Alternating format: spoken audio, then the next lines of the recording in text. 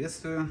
Сегодня готовим борщ, но необычный, в горшочке. Скажу сразу, я давно хотел сделать горшочки, но все как-то руки не доходили. Вот сегодня мы с вами попробуем. Нам понадобится классический набор продуктов для борща.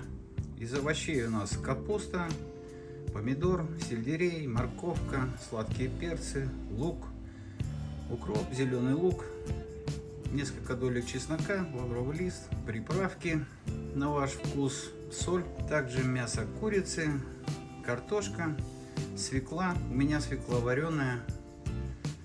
Нарезаем все произвольно и забрасываем в горшочек. Итак, нарезали наши продукты, уложили в горшочек.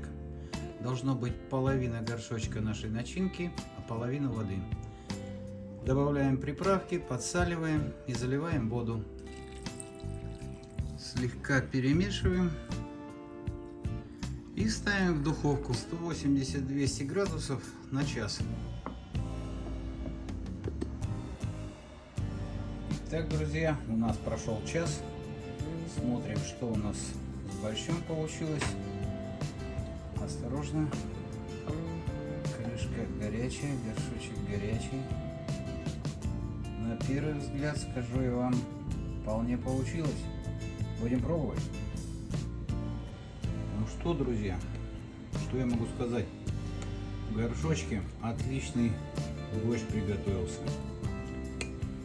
Все приготовилось, и капуста, и картошка, и вкус какой-то немножко другой, чем в кастрюле.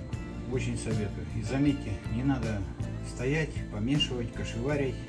Порезали, закинули, подождали. Все готово. Приятного аппетита, будьте здоровы!